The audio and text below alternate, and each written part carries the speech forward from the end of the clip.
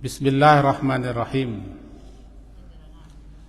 Alhamdulillahi rabbil alamin. Wassalatu wassalamu ala rasulillah wa ala alihi wa ashabihi ajmain. Menyambung kajian kita surat Al-Anbiya, surat yang ke-21, masuk kepada ayat yang ke-47 lain. A'udzu billahi minasyaitonir rajim. Bismillahirrahmanirrahim. Wa nad'ul mawazinal qist liyaumil qiyamah fala tuzlamu nafsun syai'ah wa in kana mithqala habbatin min khardal ataina biha wa kafa bina hasibin wa laqad ataina Musa wa Harun al-furqan wa diya'an wa dhikra lil muttaqin alladhina yakhshawna rabbahum bil ghaibi wa hum minas sa'ati mushfiqun wa hadha dzikrum mubarakun anzalna afa antum lahu munkirun. Sampai di situ. Wa nada'u,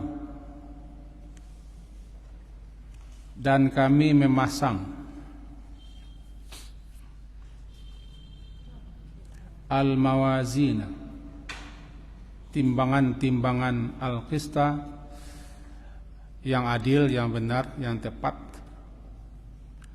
liyaumil qiyamah, pada hari kiamat, fala tuzlamu, maka tidak akan dianiaya, dicurangi atau dirugikan, tuzlam, nafsun, seseorang diri pun, syai'a, walaupun agak sedikit. Wa in kana mithqala habbah,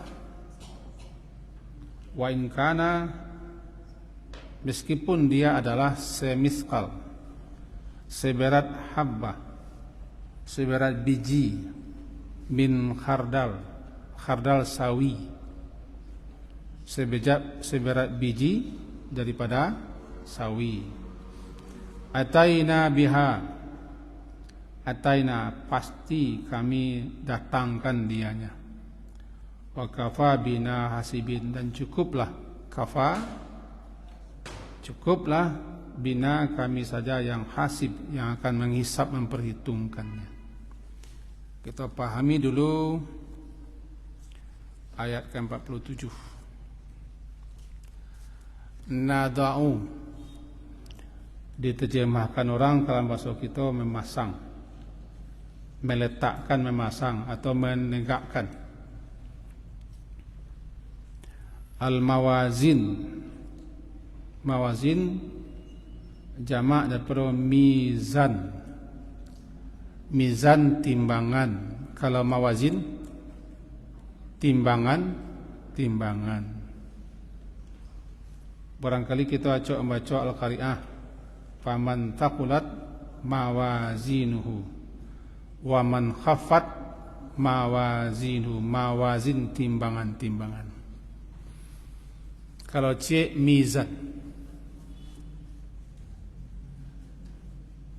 Salah satu yang wajib kita imani atau kita yakini, kita percayai, dan itu termasuk rukun iman. Rukun imannya 6, itu yakin, percaya adanya timbangan tanpa mengkhayal-khayalkan, menyerupa-nyerupakan, menggambar-gambarkan bagaimana timbangan itu, karena gaib. Yang jelas gunanya timbangan untuk menimbang agar diketahui berat, bobot, kadar, volume sesuatu. Itu guna timbangan. Tidak nyale.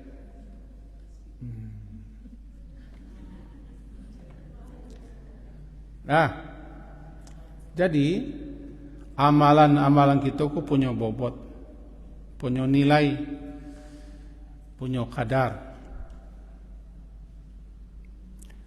Lalu deknya punya bobot, punya nilai, punya kadar, ditimbang untuk diketahui bari.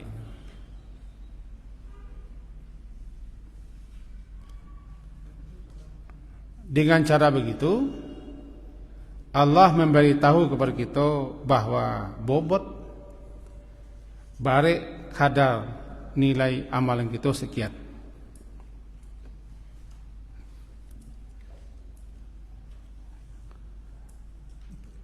Lalu apa yang akan ditimbang? Pertama, amal. Bagaimana cara menimbang amal? Tidak tahu gitu. Kalau bagi Allah kan kuasa. Bisa jadi amalan itu berbentuk benda, dijadikan bentuk bermateri. Contoh, Nabi pernah mencontohkan dulu pahala orang ikut salat jenazah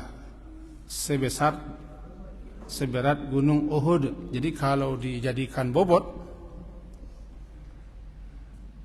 dijadikan bentuk benda, pahala, ganjaran, fadilah, keutamaan itu, maka salat jenazah itu bobotnya, bariknya seorang bukit Uhud di Madinah. Bukit Uhud adalah bukit yang agak kemerah-merahan, memanjang. Bukit yang menyendiri, tidak terhubung dengan bukit-bukit lain dan gunung-gunung lain, terkenal. Jadi Nabi menggambarkan begitu tinggi nilai, kadar atau fadilah, keutamaan salat jenazah, supaya tertangkap di kita bobotnya sekarang bukit Uhud. Siapa yang ikut menyelenggarakan sampai menguburkan, satu tidak satu, yang penting satu, mengiringkan ke kubur. 2 kirat, 1 kirat sebesar bukit Uhud, 2 kirat, 2 gadang bukit Uhud. Itu ukuran bobot. Kalau dikasih bobot, kebalikannya, siapa yang memelihara wawau? Tahu wawau? Tidak tahu. Memelihara anjing tanpa ada alasan, seperti penggembala ternak, penjaga harta benda, atau kebun-kebun, atau penjaga rumah yang memang rumah kita terpencil, sering kita tinggalkan, atau anjing pelacak, maka pahalanya berkurang 1 kirat. 1 kirat sekarang bukit Uhud setiap hari, supaya tertangkaplah kita bobot tuh. Berarti kalau pahala itu dikasih berbentuk benda, nampak 1 hari kurang seorang bukit Uhud. Kalau salat jenazah bertambah sekarang bukit Uhud. Bisa kurang lo dengan memelihara anjing. Itu bobot yang dikasih Nabi, berat. Ada dulu nanti amalan orang yang badannya besar, kekar, tapi kalau ditimbang nanti di akhirat lebih berat sayap seekor nyamuk daripada orang itu. Padahal orang itu gadang, berdagok, kekar, karena nilainya tidak ada, harganya tidak ada, tidak punya bobot di sisi Allah Subhanahu wa ta'ala. Itulah orang-orang yang sombong, orang-orang yang angkuh, orang-orang yang membangga-bangga fisik, kekuatan, kemampuan, kehebatan. Tapi kafir, durhaka, sombong. Lebih baik sayap seekor lalat atau nyamuk. Itu ukuran. Nah, untuk itu yang pertama, amalan-amalan kita kok punya bobot, punya berat. Ada juga yang memahami semua-muanya nanti ditimbang. Kita yang beramal, amalan kita, dan catatan amalan kita masing-masing nanti akan ditimbang. Kita yang beramal, amalan itu sendiri, dan kitab catatan amal. Contoh kitab catatan amal pernah kita sampaikan, tapi supaya tertangkap. Ucapan la ilaha illallah wahdahu la syarikalah lahul mulku wa lahul hamdu wa huwa ala kulli syai'in qadir, atau la ilaha illallah, sampai situ saja, dituliskan di atas sebuah kartu.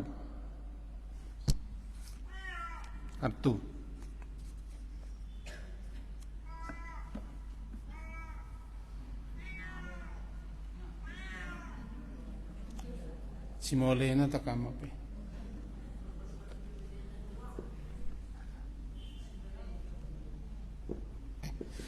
Minta belanja. Lagi belanja.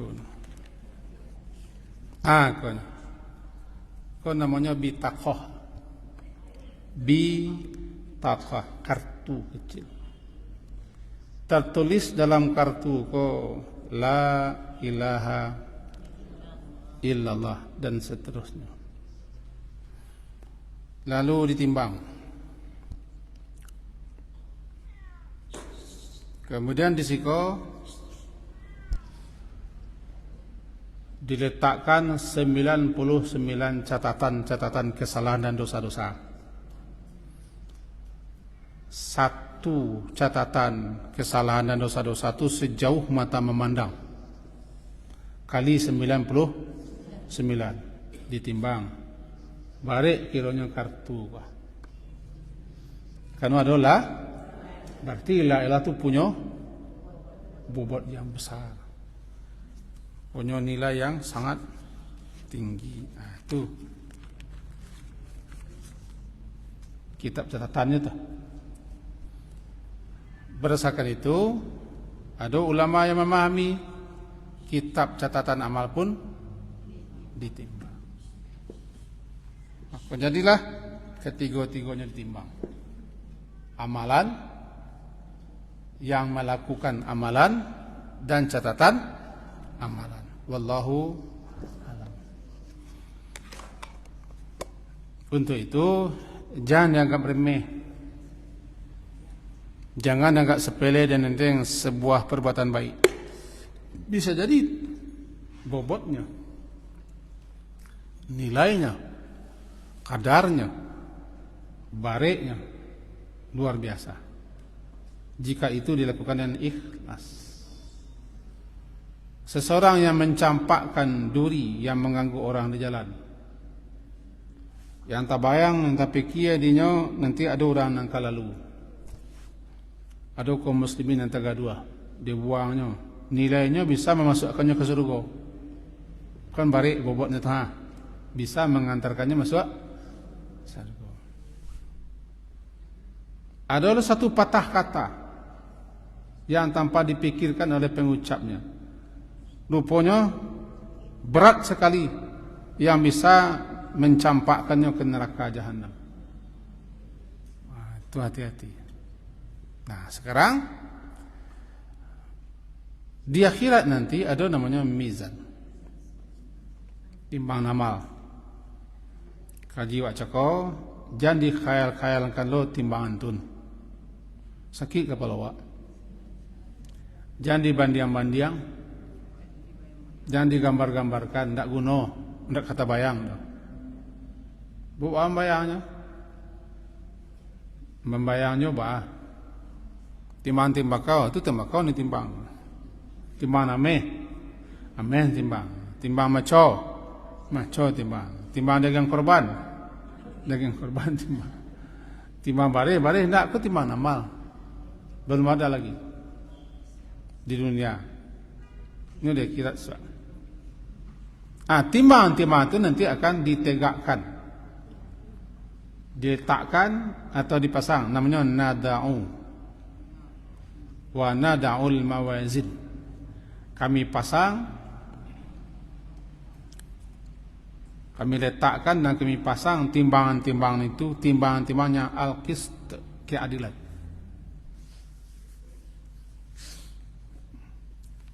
Timbangan keadilan. Timbangan kejujuran.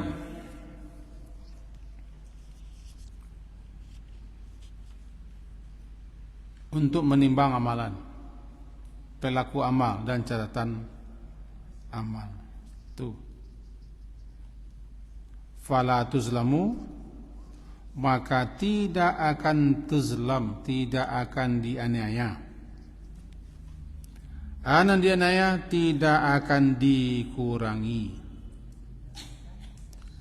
Fala yunqasu muhsinun min ihsanihi, tidak akan dikurangi sedikit pun jua orang yang berbuat baik kebaikannya ketika ditimbang,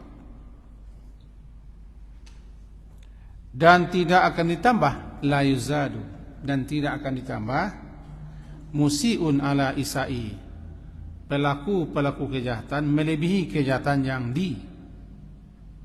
dilakukan, diperbuatnya. Namanya zalim.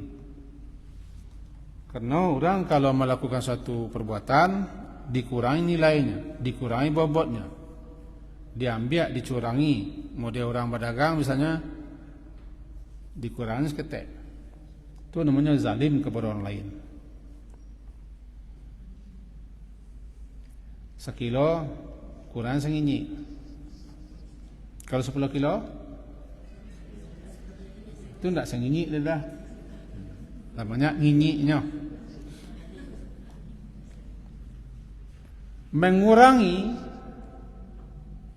Mengurangi sedikit itu zalim. Apalagi banyak. Kenapa zalim? Karena kita menganiaya, mengambil hak orang lain. Maka amalan-amalan kita, amal-amal baik kita, sedikit pun tidak akan dicurangi, tidak akan dikurangi, dan tidak akan diambil Allah. Tidak dulu manfaatnya di Allah, Allah ambil. Maka oleh sebab itu, jika beramal, beramallah dengan ikhlas, lakukanlah dengan baik. Nampak tak nampak orang, tahu tak tahu orang, biasalah. Sebutnya lado catatannya. Perbanyaklah berbuat baik, perbanyak melakukan yang baik-baik, maka akan memberatkan timbangan, dan itu tidak akan dicurangi. Fala tuzlamu, maka tidak akan dicurangi dan tidak akan dikurangi. Curang cik, kurang cik. Di akhirat. Jadi siapapun yang berbuat untuk Allah karena Allah, percayalah, amalan itu tercatat dan dicatat. Yakinlah, Anda tidak akan dizalimi, dan seterusnya. Sebaliknya, kalau ada amalan buruk, la tuzadu musiun, tidak akan ditambah balasan keburukan itu melebihi daripada keburukan yang diperbuatnya. Tapuak balai tanpa itu tidak adil loh. Dicikui di balai ditinju tidak adil. Karena berlebih daripada yang berbuat. Siapa yang berbuat buruk tidak akan ditambah balasan keburukannya. Sebab kalau ditambah balasannya zalim. Mudah-mudahan tertangkap. Siapa yang ditambah balasan keburukannya daripada keburukan yang diperbaiknya, zalim. Siapa yang dikurang perbuatan baiknya walaupun seketik, zalim. Dan Allah tidak zalim. Dia telah mengharamkan kezaliman kepada dirinya dan kepada makhluknya. Fala tuzlamu nafsun syai'a. Fala tuzlamu nafsun syai'a. Itu yakin senlah amalan kita cukup, lai tercatat, lai tersimpan, lai dokumentasikan, lai difailkan di kitab. Yakin. Kadang-kadang awak dah sadar le. Kadang-kadang terkena dah. Besok kita pernah berbuat baik. Atau sebaliknya. Jangan agak sele, jangan enteng, jangan diremehkan perbuatan baik, perbuatan buruk walaupun kecil. Karena kecil itu bisa jadi kecil awak. Menurut pendapat kita bisa jadi kecil, tapi sebenarnya bisa kadang. Contoh,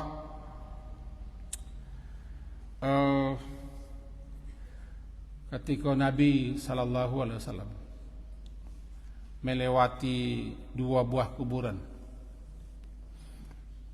kata beliau kepada sahabat-sahabat, innahuma yu'adzabani. Kedua penghuni kuburku sedang diazab, sedang disiksa. Dia azab disiksa. Yu'adzabani. Wa ma yu'adzabani fi kabir.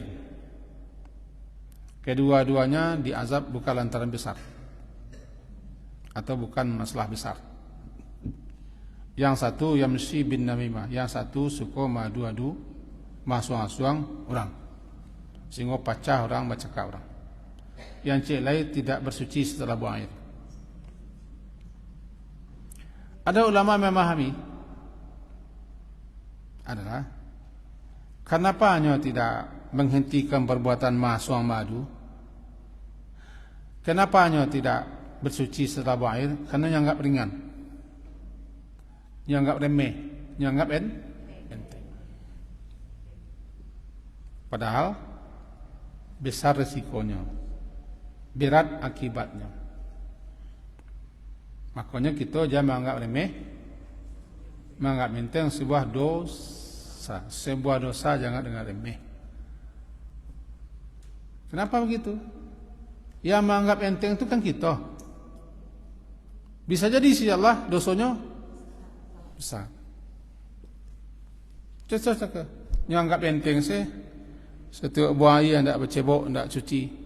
Yang anggap enteng madu-adu, menyeh-menyeh, masuang-suang biasa-biasa saja. Rupanya besar masalah. Besarnya cuma didahulukan azabnya di kubur. Adu domba, uluan, sanduk gadang pambok kuah, sanduk gadang pambok kuah, disanduk di sinan disalin ke badi, ditekong risiko pindah ke sinan. Tukang opor bola, di mana dua, di mamota, di masuo, baca dito. Hati-hati kalau sifatnya nanti madu, sebab itu tidak akan dibiarkan, tidak akan dibiarkan. Dan jangan kita menganggap enteng sebuah dosa. Nah, nada'ul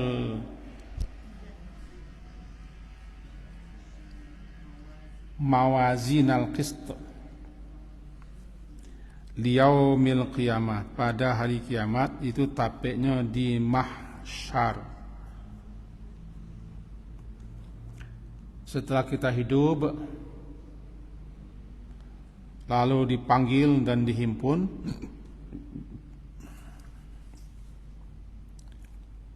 di tempat yang sangat luas yang disebut dengan mahsyar.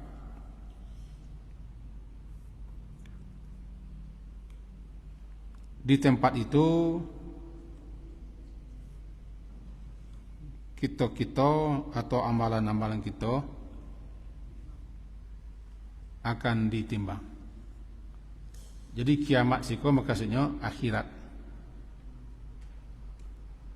Di hari kiamat artinya di hari akhirat, di hari berisab, di hari penimbangan amal.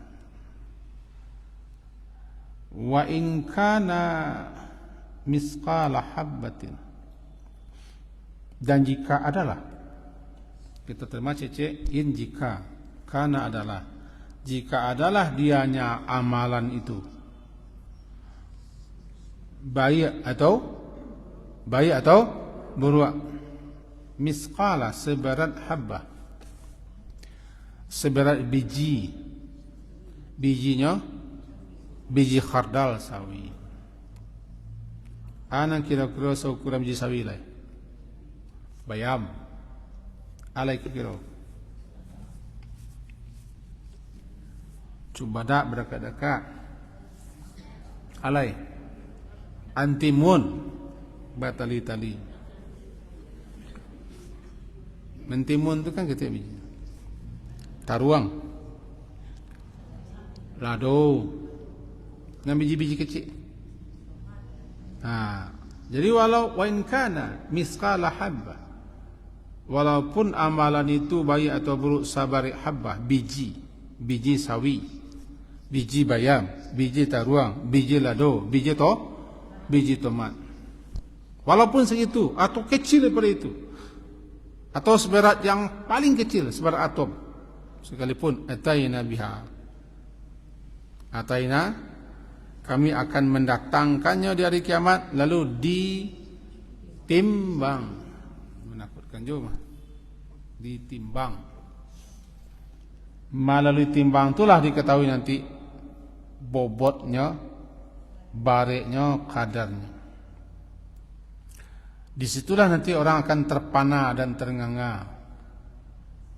Terpananya sangko nasakapuak ko padi men sadolanya, kiranya ampoh. Di situ nanti orang-orang akan tertipu. Bahkan ada nanti yang akan dijadikan menjadi haba'an mantura, debu-debu yang berterbangan, yang tidak punya nilai dan bobot sama sekali. Ada nanti yang tidak akan ditimbang karena tidak punya nilai. Contoh surat kahfi. Bisa cedek surat kahfi, surat ke-8 kahfi.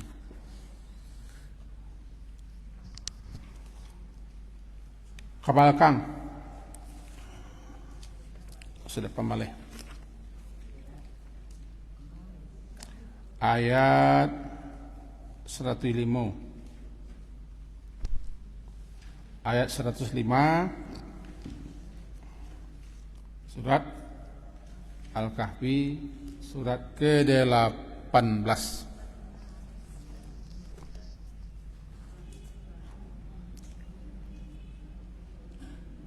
Langsung halaman 304. Ulaika, mereka itulah, alladzina, orang-orang yang kafaru, kafir, bi ayati rabbihim, terhadap ayat-ayat Tuhan mereka, dan kafir, ingkar, tidak percaya kepada liqa'ihi, kepada liqa', bersua, berjumpa dengan Allah.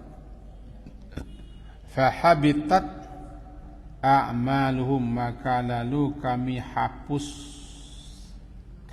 habitat, fahabitat, maka lalu kami hapuskan amalan-amalan mereka. habitat tu gugur, hapus, tidak berguna, sia-sia. Fala nuqimu lahum, maka tidak akan kami nuqim, kami tegakkan, kami pasangkan, atau tidak kami berikan kepadanya di hari kiamat suatu timbang sekalipun. Nilai amalannya tidak ditimbang. Panik-panik menimbang sin, si kosong, tidak akan ditegakkan timbangan di hari kiamat. Namanya nuqimu lahum yaumal qiyamati wazna. Tidak punya nilai, tidak punya bobot. Amalan sia, amalan orang detik, amalan orang nan sase.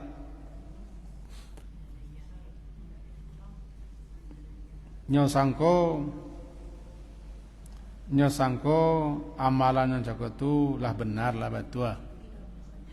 Kiranya ndak. Nyosangko iko diterima, kiranya tolak. Saboknya berkerajo, nya beribadah, nya beramal, tidak berdasarkan petunjuk, ndak berilmu. Akhirnya tidak punya nilai, tidak punya bobot, apalagi tidak ikhlas. Itu dia. Alladzina dhalla sa'yu, orang yang sia-sia usaha mereka. Bahas sia-sia, tidak beda, tidak guna dalam kehidupan dunia. Tapi anehnya wahum yahsabuna annahum yuhsinuna sunnah. Mereka mengira mereka lah yuhsin sunnah, lah melakukan amalan yang terbaik. Mereka kuah di hari kiamat tidak ditegakkan timbangan.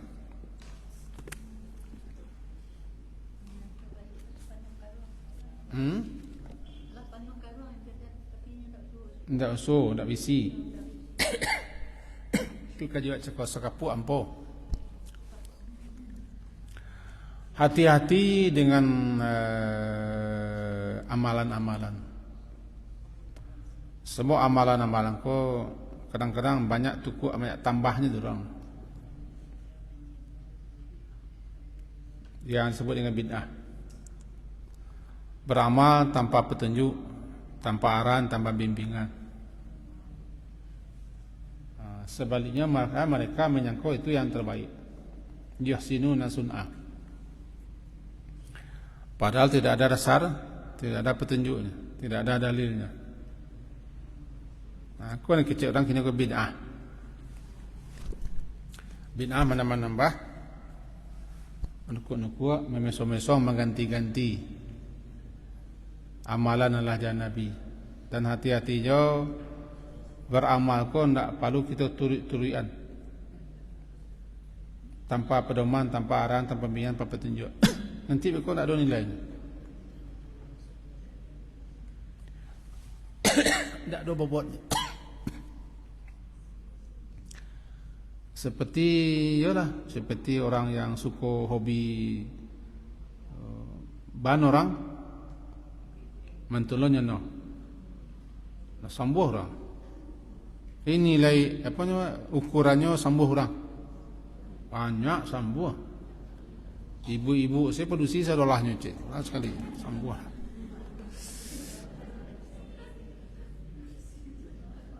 Tidak ditegakkan timbangan karena amalannya itu mau dia barenggan sangko balabo pokok temakan. Tapi kau nak hadis nak, mau dia barenggan tu dah hadis dah. Dia apa boleh ya?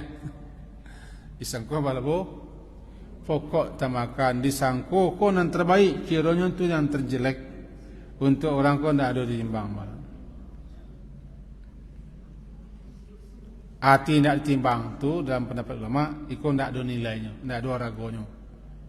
Maya membalik-balik timbang sih. Itu kira-kira.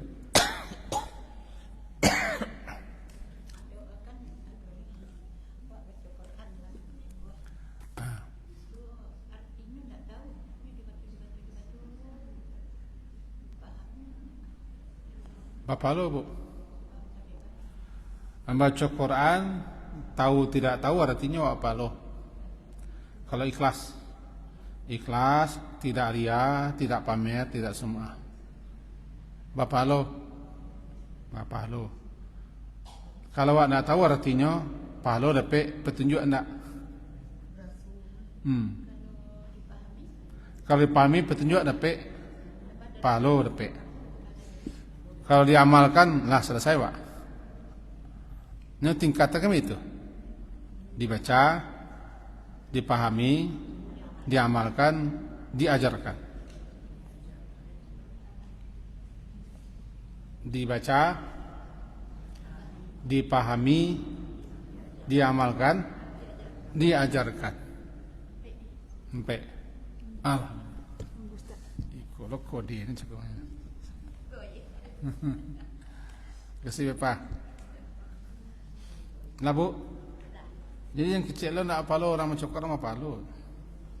Selagi orang baca Quran punya nilai, punya bobot, memberikan timbangan, iyalah.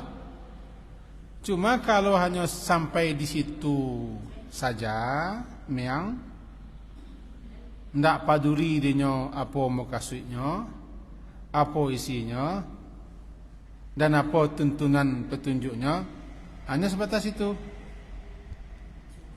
Baca, cuman alurnya alulai memahami yang makasudnya. Iya, tak semua la ilaha illallah. Iya, dia mau dimuncul ya lah biasanya. La ilaha illallah. Balik kena cakap dia. Setiap orang yang mengucapkan ko ada yang mengerti, ada yang tidak. Dan awak diperintah jangan sampai tidak. Kalau tidak bio awak. Bedanya kita apa lo? Tetapi petunjuknya tidak pernah tahu, apalagi mengamalkan. Sebab ang kena amalkan petunjuk tak tahu kan? Minum buat cari.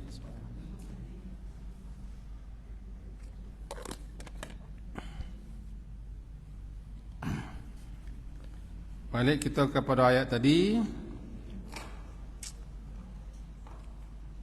Wa in kana mithqala habbatin min khardal ataina biha,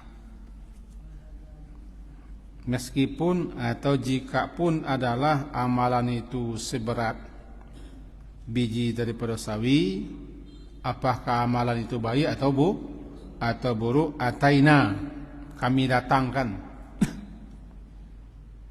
datangkan balasannya. Faman ya'mal mithqala dzarratin khairan yarah wa may ya'mal mithqala dzarratin syarran yarah. Wa kafa bina hasibin, cukuplah kami saja yang akan memperhitungkan amalan itu, karena kami hisab kami cepat. Itu sebagai jawaban bagaimana Allah nanti akan menghisab, akan menimbang, akan mengadili sebanyak orang. Cukuplah kami yang akan menghisab, selesai di kami. Kafa bina hasibin. Dua satu ayat. Ada yang ragu? Nah satu ayat kok? Aman? Kita lanjut. Walaqad ataina Musa wa Harun al-Furqan. Al-Furqan, al-farq, pembeda. Asal kata furqan, farak, pembeda. Yang membeda, farik. Perbedaan yang sangat sempurna, furqan. Furqan itu perbedaan sangat jalih, sangat barasiah, sangat tarang. Jalih perbedaan, namanya furqan. Nah, kepada Nabi Musa dan kepada Nabi Harun kami berikan kepada beliau-berdua furqan. Furqan kitab Taurat di mana kitab Taurat itu al-fariqah bainal haqqi wal batil wal huda wad dalal nuran wa diya'an wa tadhkiran. Diturunkan kepada Nabi Musa kitab Taurat melalui malaikat Jibril dan seterusnya. Kitab Taurat itu berfungsi sebagai furqan, pembeda antara yang hak dan yang batil, antara petunjuk dengan kesesatan, antara cahaya dan kegelapan.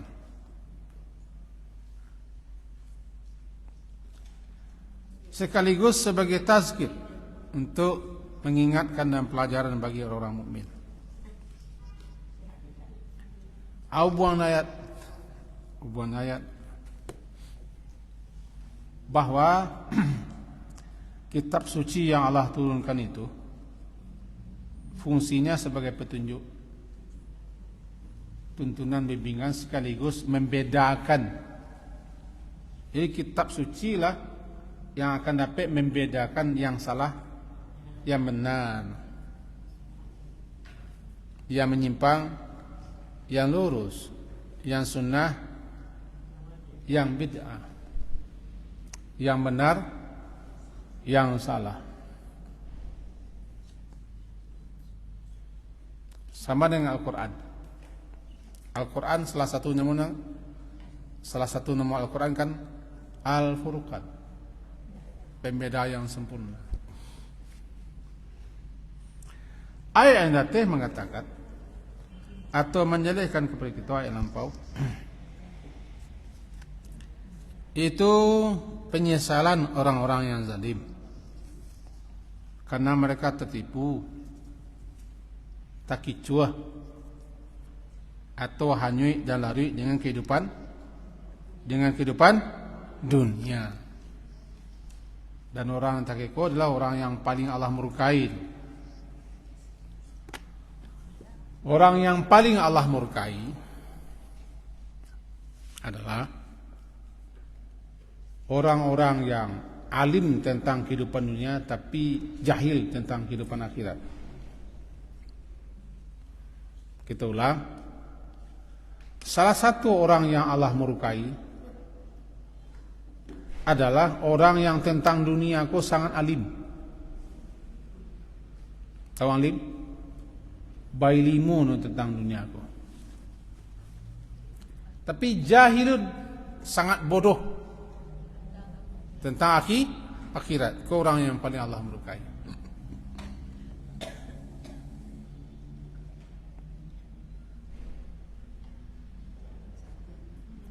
Dalam urusan dunia tangguh-tangguh, luar biasa, hebat. Tapi tiba di akhirat, urusan akhirat tidak ada. Orang-orang seperti inilah yang nanti mengatakan ya wailana, wahai celaka kami, sengsara kami. Dulu kami memang orang zalim. Zalim kami di dunia. Dan hubungannya sebenarnya penjelasan nama koko, keterangan nama koko Allah turunkan juga kepada Nabi Musa Taurat, yang Taurat itu disebut dengan Furqan. Siapa nama baca, siapa mempelajari Furqan itu jalih dia nama yang salah, nama yang benar, nama yang hak, mana yang betul. Dengan Taurat yang turun Allah kepada Nabi Musa. Sekaligus dia ayat nan tadi, ayat nan 47 masih 47. Kini kau 48. Wadi'an sebagai penerangan, cahaya, dan sebagai zikra. Di samping sebagai cahaya, sekaligus sebagai zikra, pelajaran bagi orang-orang yang muttaqin, orang-orang bertakwa. Di siko kitab Allah cekode diterangkan dengan 1, 2, 3 fungsi. Taurat kan kitab suci Allah. Injil Allah, Zabur Allah. Kita beriman itu kitab suci. Cuma itu dibatasi. Hanyalah untuk kaum mereka. Berbeda dengan Al-Quran. Al-Quran untuk semua manusia yang hidup di akhir zaman. Tetapi intinya sama. Sebagai pembeda Furqan antara yang hak dengan yang batil. Pembeda namanya. Sekaligus di samping itu sebagai diyaan, cahaya yang akan mencahayai kegelapan. Bukan ketiadaan cahaya di matahari, tidak ada. Kegelapan hati, kegelapan hidup. Dengan membaca Quran atau kitab Allah, nanti akan timbul cahaya. Wazikran, dan juga sebagai peringatan. Zikran sebagai peringatan untuk orang muttaqin. Sama dengan Quran. Al-Quran namanya Furqan, Al-Quran juga namanya Dia atau Syifa, dan juga peringatan. Berarti ayat 48 ko menekankan, menjadikan kepada kita supaya kita jangan termasuk orang nasasik, orang salah, orang kafir, orang bangkang. Maka ketahuilah Allah telah menurunkan kitab-kitabnya, salah satunya kitab Taurat yang diturunkan kepada Nabi Isa, yang Taurat itu sendiri digambarkan dia adalah sebagai Furqan, dia sebagai diyaan dan sebagai zikra. Alladzina yakhshawna rabbahum, itu orang-orang yang yakhshaw, yaitu orang-orang muttaqin tun, kira-kira itu bunyinya. Lil muttaqin, dia menjadi peringatan bagi orang muttaqin. Yaitu orang muttaqin itu dijelaskan.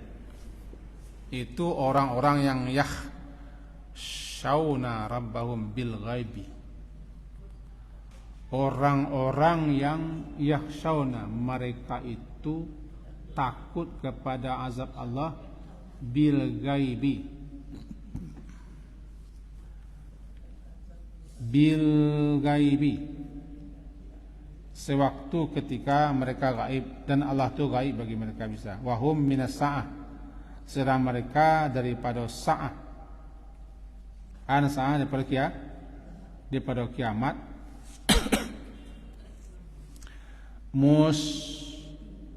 Musfiqun, mereka rasa takutnya luar biasa.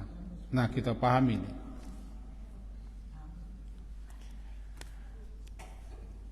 Taurat atau kitab suci termasuk Al-Quran diturunkan oleh salah satunya untuk zikra. Salah satunya untuk zikra, peringatan dan nasihat. Bagi orang muttaqin.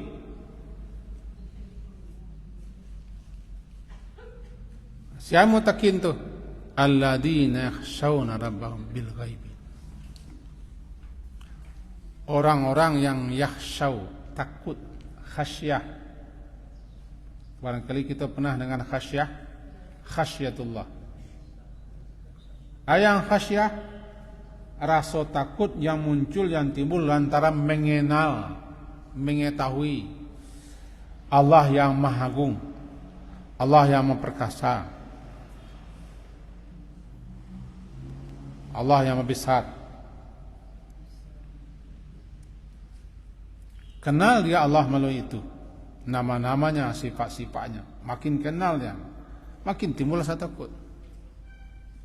Namanya khasyatullah. Takut bagaimana? Bukan berarti Allah tu pemanggih, tidak dah.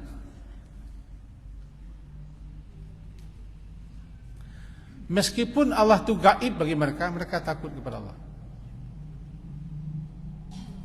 Yang kedua, memahami bil gaibi itu, meskipun mereka berada di tempat yang gaib, tapi dia takut kepada Allah.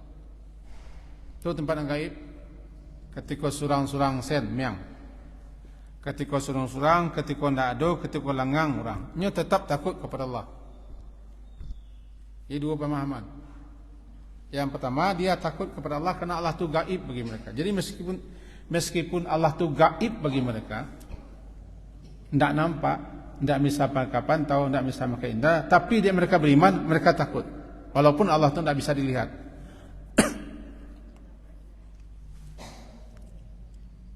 Yang kedua, dia tetap takut kepada Allah meskipun dia berada di tempat yang gaib, yang tidak ada orang, yang sendiri-sendiri surang-surang. Itu kehebatan khasyah.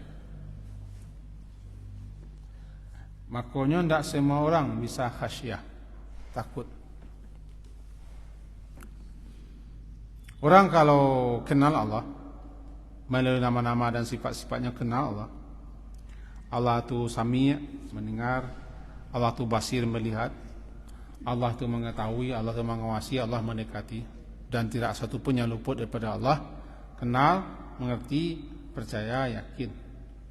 Maka orang ko, walaupun tidak ada orang, walaupun di tempat sepi, tetap takut kepada Allah. Bil ghaibi. Iko paralu kekokohan, kekuatan iman. Makanya kita diajari doa. Allahumma qsim lana min khasyatika ma tahulu bihi bainana wa baina ma'asik. Ya Allah, anugerahkan kepada kami rasa takut kepadamu. Dengan rasa takut kepadamu itu bisa mengambil menghalangi kami untuk durhaka kepadamu. Sebab kalau tidak ada rasa takut kepada Allah lain, tidak ada nama ambil,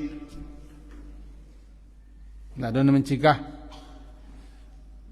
Lalu orang ko tidak babandrol leh, mengecek tidak babandrol.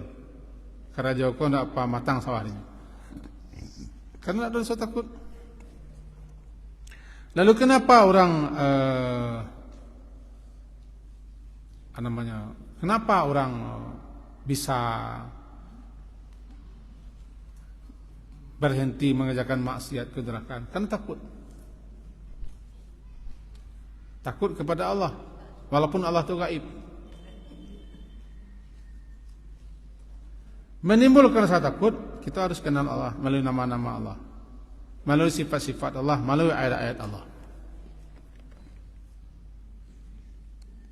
Kalau timbul rasa takut kepada Allah, tahalang kita mengajukan hal-hal yang sifatnya mengandung dosa dan kedurhakaan kepada Allah. Nah, ciri orang-orang bertakwa yang kitab yang Allah turunkan bagi mereka sebagai peringatan itu, ciri-ciri mereka adalah orang-orang yang takut kepada Allah. Meskipun Allah itu gaib bagi mereka, ataupun meskipun mereka dalam keadaan gaib daripada orang lain. Bisa tertangkap bil gaibi. Dua makna. Makna yang dua, mereka takut kepada Allah lantaran mengenal Allah. Meskipun Allah itu gaib bagi mereka. Satu, mereka takut kepada Allah sebagaimana takut kepada Allah, meskipun mereka gaib bagi orang lain. Tidak datang kok. Awak surang-surang tu gaib bagi orang lain. Tidak ada orang. Kalau kau tidak gaib, apa? Hadir. Lawan tidak hadir, gaib. Awak surang miang, nak lain tidak ada, gaib. Jadi dia takut kepada Allah meskipun dia gaib dari orang lain. Tidak nampak dia. Tetapi karena mereka punya keimanan, tetap mereka seperti itu. Aku nang kita minta cekok. Allah maksim lana min khasyatika. Tadi ada ini membawa membawa catatan. Iksim lana min khasyatika. Anugerahkan kepada kami rasa takut kepadamu ya Allah. Yang dengan rasa takut itu kami tahambe tahala mebe maksiat. Ciri orang bertakwa atunya alladzina yakhshawna rabbahum bil ghaibi. Bagaimana mungkin orang bisa takut kepada Allah tidak kenal ya Allah? Ketahuilah ayat pertama itu turun memerintahkan kita untuk kenal dengan Allah. Bacalah Iqra ya. Iqra bismi rabbikal ladzi khalaq. Bacalah dengan menyebut nama Tuhanmu. Siapa Tuhanmu? Yang telah mencipta. Berarti kita lah dikenalkan dengan Allah.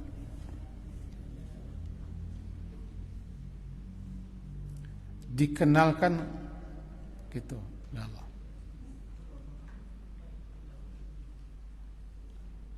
Bagaimana mungkin orang akan kenal Allah? Tidak pernah mempelajari, mengilmui nama Allah, sifat-sifat Allah, ayat-ayat Allah. Tidak akan kenal Allah. Lalu kalau tidak kenal Allah, tidak mungkin takut. Kalau tidak ada takut, nyelentangan. Jadi para pedosa-pedosa, para orang sombong, para penderaka, para penentang, ninta ada di nuado. Iman tidak ada. Kalau beriman, takutnya.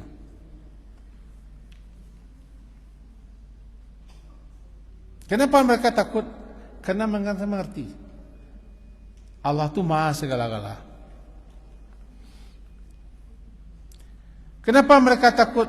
Walaupun nyesurang, dia tahu bahwa Allah pasti melihat. Nah, itu kira pemahamannya. Wahum minas saati mushfikun. Masih ayat 49. Sedangkan mereka itu terhadap as-sa'ah. As-sa'ah nama kiamat. Mushfikun. Mereka takut, ngeri. Beda yakhshaw dengan musyrik. Yakhshaw takut kepada zat yang maha agung, maha besar, maha tinggi, maha perkasa. Kalau itu takut kepada kedahsyatan. Mereka itu terhadap as-sa'ah, terhadap kiamat itu musyfikun. Sangat takut luar biasa. Menggambarkan, membayangkan keadaan kiamat. Jadi yakhshawna rabbahum, yakhshawna kepada Tuhan. Kalau musyfikun kepada hari kiamat. Nah, itu dibedakan.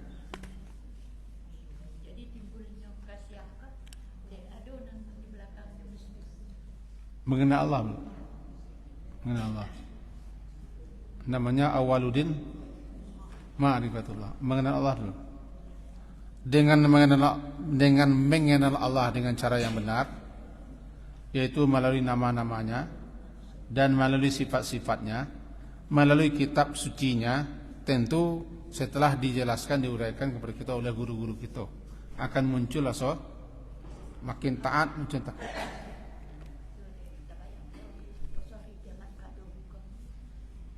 Termasuk kiamat. Jadi dua sih kok.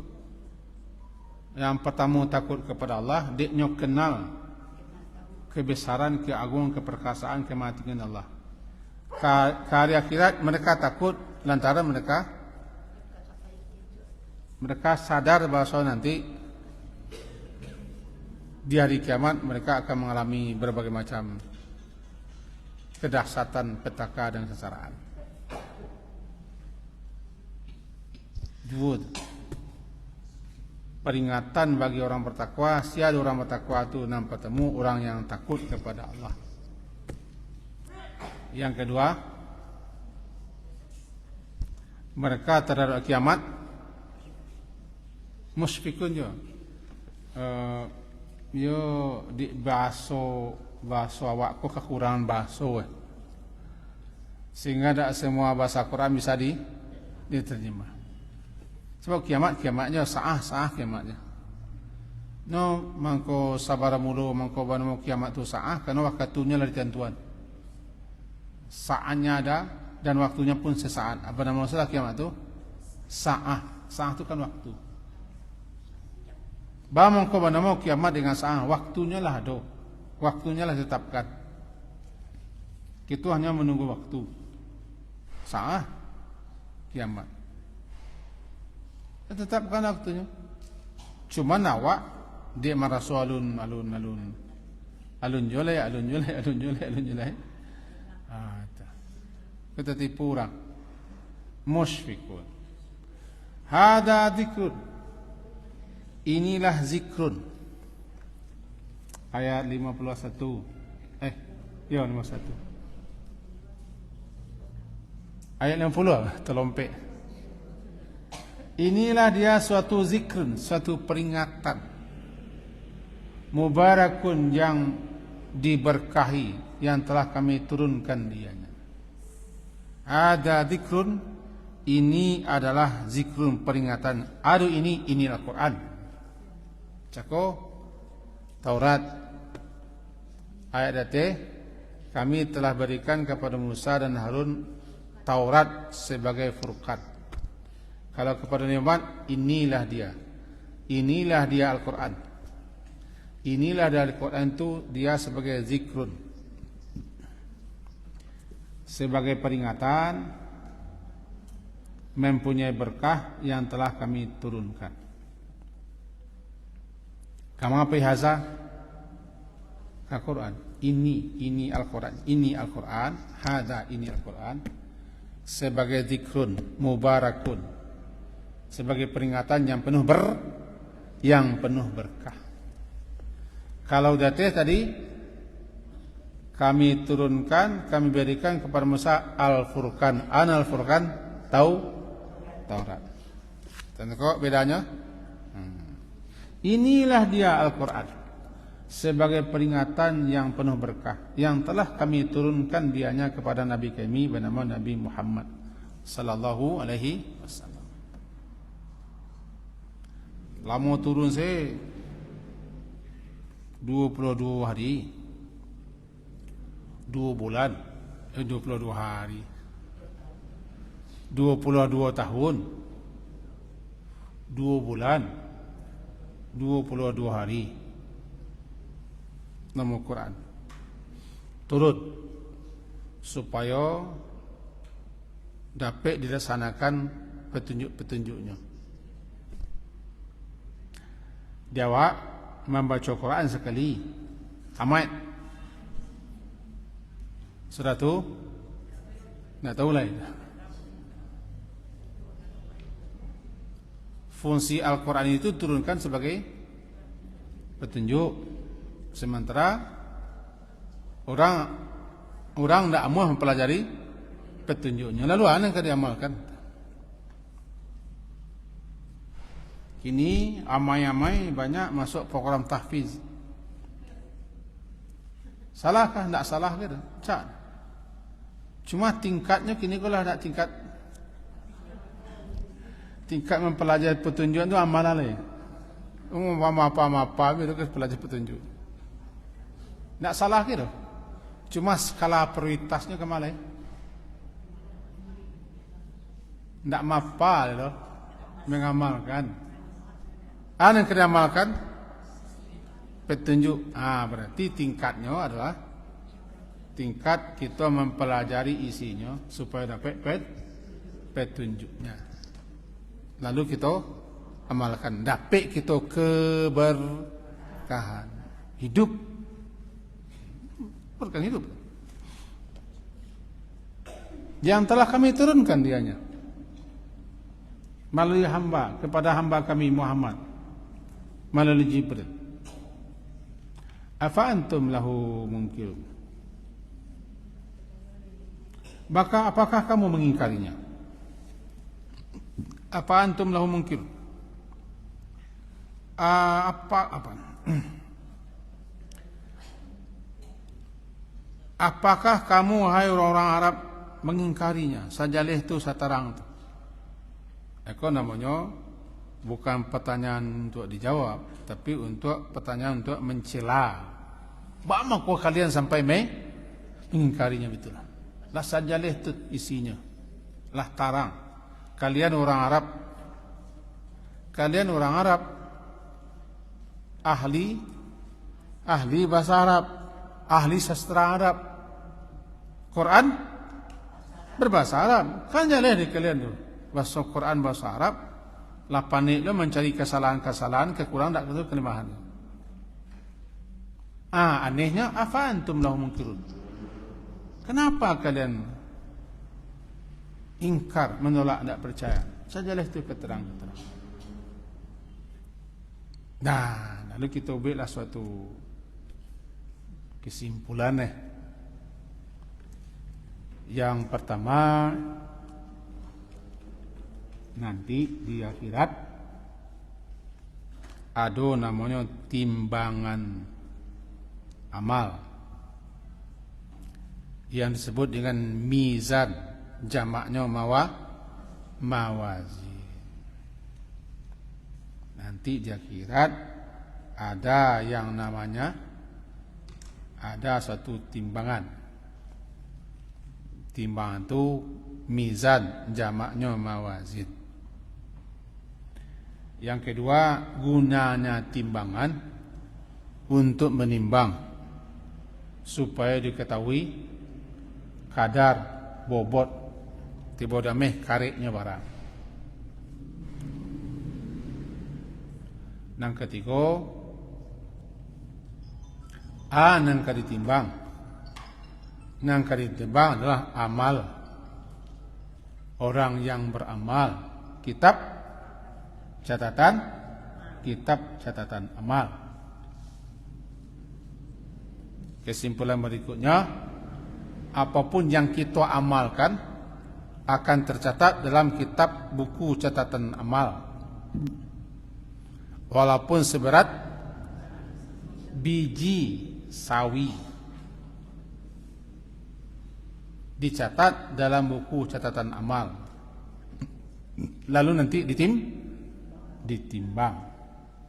Meskipun amalan kalian itu seberat biji sawi, kami pasti akan memperhitungkannya. Kesimpulan berikutnya, bahwa Allah telah turunkan kepada Nabi Musa firman-Nya sebagaimana Allah turunkan kepada Nabi Muhammad. Kepada Nabi Musa diturunkan Taurat. Taurat itu sebagai furqan, sebagai diyaan, sebagai zikran. Ya. Taurat yang Allah turunkan itu sebagai furqan dan diyaan. Furqan adalah pembeda, dia cahaya, zikran peringatan bagi orang yang bertakwa. Begitulah Allah turunkan kepada Nabi Muhammad Al-Quran yang mulia, di mana Al-Quran yang mulia itu sebagai hudan, petunjuk bagi orang bertakwa. Terakhir, ciri orang bertakwa itu antara lain mereka takut kepada Tuhan mereka, meskipun Tuhan itu gaib bagi mereka, atau meskipun mereka gaib dari orang lain.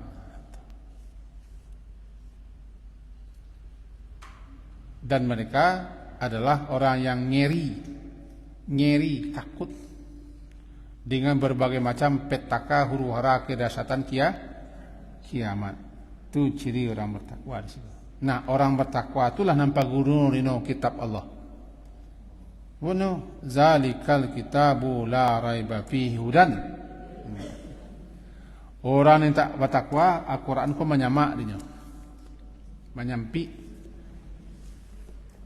Kadang-kadang sebagai penghalang, sebagai perintang, atau di Swedia Quran ko dipijak-pijak, diinjak-injak, difotokan, dibuat tayangannya. Karena saking bencinya kepada Islam. Tapi makin dibenci, makin banyak. Makin dibenci, makin banyak orang Islam. Kaji kita sampai situ lah. Semoga bermanfaat dan berfaedah untuk kita semua. Besok hari Raba'ah. Nah, subhanakallahumma wa bihamdika asyhadu an la ilaha illa anta astaghfiruka wa atubu ilaik. Wassallallahu ala Muhammadin wa ala alihi washabbihi ajma'in. Alhamdulillah. Assalamualaikum warahmatullahi wabarakatuh.